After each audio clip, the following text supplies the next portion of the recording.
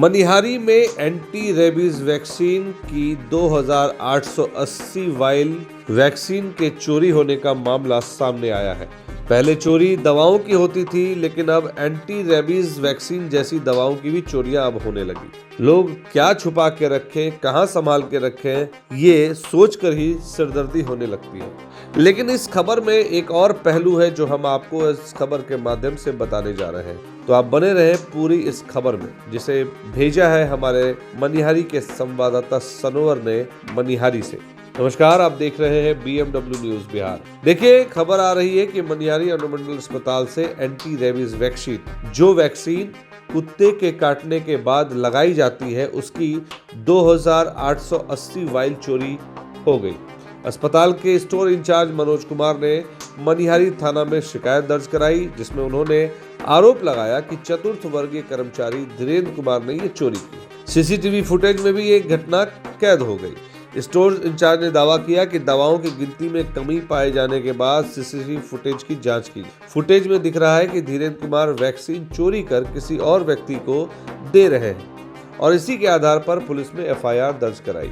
लेकिन अब इस एफआईआर को दर्ज कराने के बाद एक नया मामला और एक नई कहानी इस पूरी खबर में आ जाती है। दरअसल होता यह है कि जिस पर आरोप लगे हैं, जिस धीरेन्द्र कुमार पर आरोप लग रहे हैं कि उन्होंने वैक्सीन चोरी की है, अब उनकी पत्नी ने पलटवार करते हुए कहा कि धीरेन्द्र कुमार को इस मामले में साजिश के तहत फंसाया जा रहा है। उनका कहना है कि उनके पति को फंसाया जा रहा है। उन्होंने आरोप लगाया कि स्टोर इंचार्ज ने ही धीरेन्द्र को वैक्सीन लेकर जाने का निर्देश दिया था और उस समय वो छुट्टी पर थे, तो कुछ सवाल जांच की ओर इशारा करते हैं। इस चोरी ने अस्पताल प्रशासन की कार्यप्रणाली पर भी गंभीर सवाल खड़े कर दिए।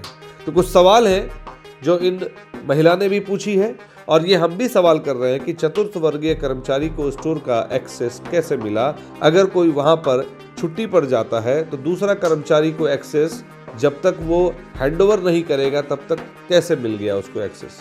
और 2880 वॉइल को चोरी करना क्या सिर्फ एक व्यक्ति के लिए संभव है? और तीसरा सबसे बड़ा सवाल, अगर इस तरह की चोरी होती है तो चोरी की गई वैक्सीन को आखिर कहां बेचा जा रहा है, कटिहार में या बाहर? ये कुछ सवाल हैं जो अपने आप में एक गंभीर मुद्दे को जन्म दे रही है। अब आप बात कर लेते हैं पुलिस की कार्रवाई पर। पुलिस ने एफआईआर दर्ज कर जांच शुरू कर दी है। सीसीटीवी फुटेज की भी गहनता से जांच की जा रही है। पुलिस ये भी पता लगाने की कोशिश कर रही है कि इस घटना में कोई अन्य व्यक्ति या कोई समूह शामिल तो नहीं। लेकिन पुलिस की एक तरफा कार्रवाई इस घटना में देखने को मिली। ऐसा हम क्यों कह रहे हैं? क्योंकि अगर अस्पताल प्रशासन के ब्रजेश कुमार, जो अस्पताल के उपाधीक्षक है, उन्होंने कहा कि स्टोर इंचार्ज ने मुझे चोरी की सूचना दी और सीसीटीवी फुटेज भी दिखाया, मैंने उन्हें तुरंत पुलिस में शिकायत दर्ज करने को कहा। और आप कैमरे पे इनको सुनिए, ये तो खुद ही जज बन बैठे हैं। इन्होंने जांच के बगैर ही ये कह दिया कि धीरेन्द्र कुमार ही दोषी है। जो है रेबीज के कुछ इंजेक्शन चोरी होने की खबर है, क्या मामला है? मनोज कुमार फार्मासिस्ट के द्वारा हमें आवेदन प्राप्त हुआ कि 72 पैकेट ARV स्टोर से गायब है। इसके संबंध में उन्होंने लिखित सूचना दी। इसके आलोक में हमने उन्हें एफआईआर दर्ज करने के लिए कहा।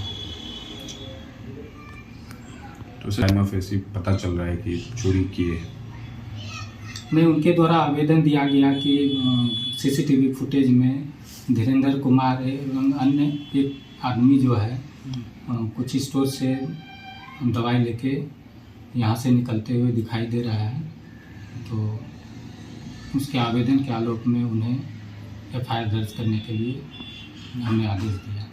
तो स्टोर इंचार्ज उस वक्त उसकी मौजूदगी थी हॉस्पिटल में जब ये पूरी चोरी की उस समय वो छुट्टी पे था।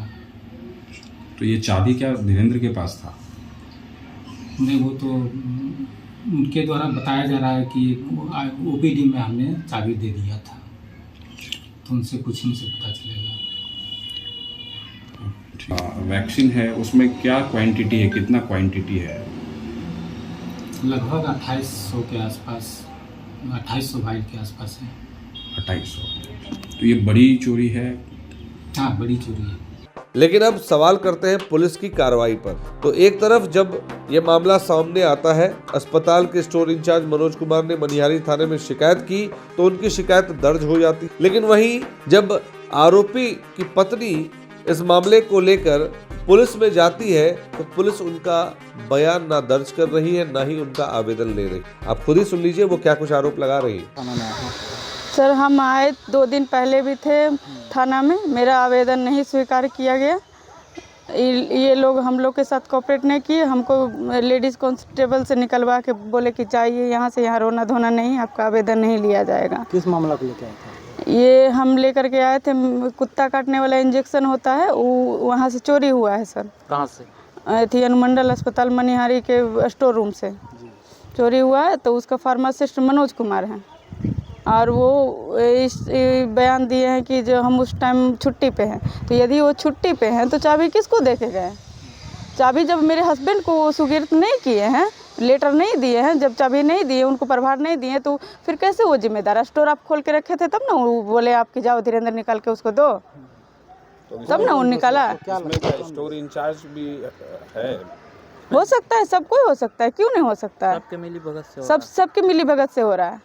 क्या नाम है स्टोर इंचार्ज का? मनोज कुमार फार्मासिस्ट। और भी किसी का नाम आ रहा है? नहीं, और नहीं, और नाम आ रहा है? किसी का नहीं नाम है सर इसमें। करने में और चोरी करने में एक गोपी है जी, और जो सीसीटीवी कैमरा में हमारे हस्बैंड के साथ जो लड़का देखा गया उसका नाम प्रफुल्ल गुप्ता है। कहाँ का रहने वाला है? वही दोनों सर मनिहारी का है। तीनों की हुई चोरी करने में? किसी का गिरफ्तारी नहीं हुआ सर, सिर्फ मेरे हस्बैंड का हुआ है। और उन लोग के साथ क्या हुआ? उन लोग के साथ पता नहीं क्या हुआ, कल रात में बुला करके उन लोग का बयान लिए हैं, उसको सरकारी गवाह बना दिए और मेरे हस्बैंड को चोर बना दिए। कहाँ का आवेदन देने की कोशिश की, क्या हुआ? सर, हम सिविल सर्जन के यहाँ गए हैं, वहाँ मेरा आवेदन स्वीकार किया गया है। कटिहार सिविल सर्जन के यहाँ गए।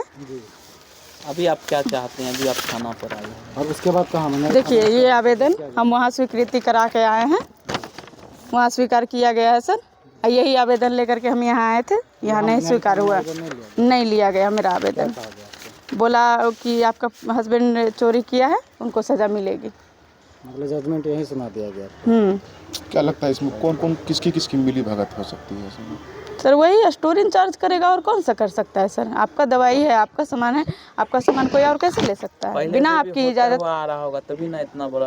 अच्छा, ये कब से हो रहा है, क्या जानकारी है?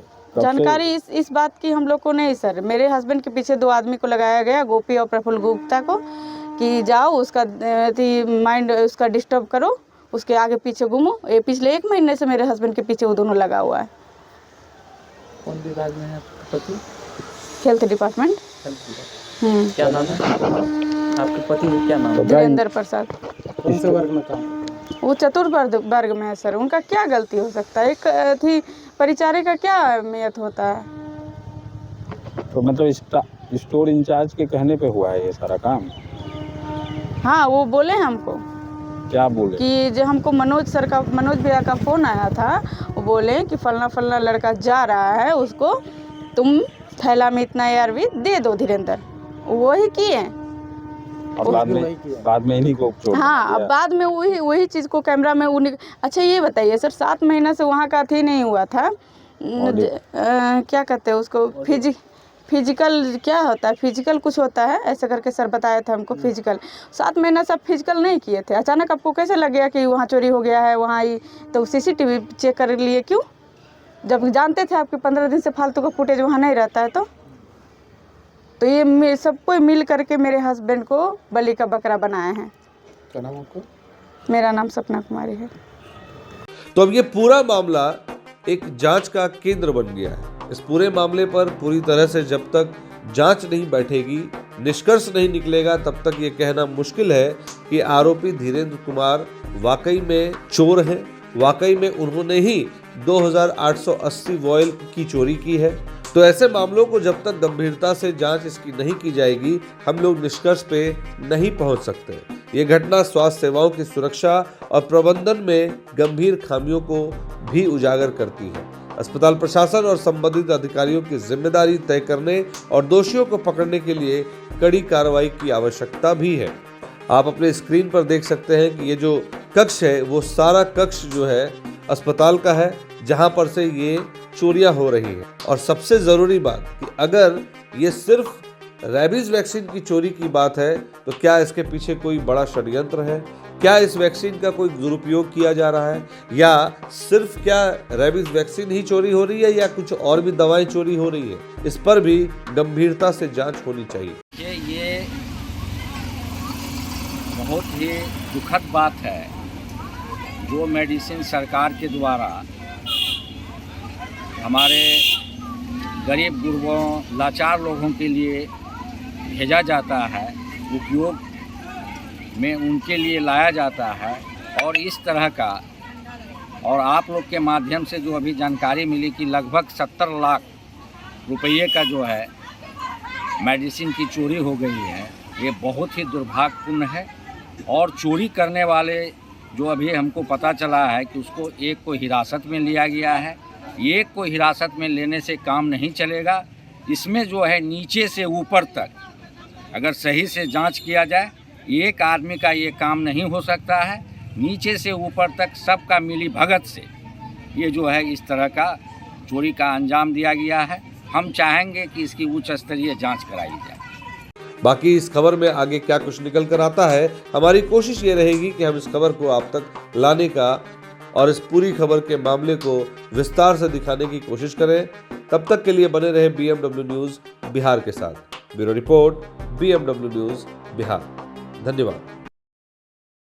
तमसोमा ज्योतिर्गमय गुरुकुल शिक्षा मंदिर संस्थान के साथ बनाए अपना भविष्य। रेगुलर और प्रोफेशनल कोर्सेज, सेकेंडरी और senior secondary courses, law, teachers training courses, pharmacy and nursing के साथ पैरामेडिकल में डायरेक्ट एडमिशन पाए। वेबसाइट विजिट करें या दिए गए नंबर पर कॉल करें। हमारा पता है गुरुकुल शिक्षा मंदिर संस्थान, कल्याण चौक, DS कॉलेज रोड, कटिहार। हमारा वीडियो अगर आपको अच्छा लगा हो तो आप हमारे वीडियो को लाइक करें, शेयर करें और हमारे चैनल को सब्सक्राइब जरूर करें।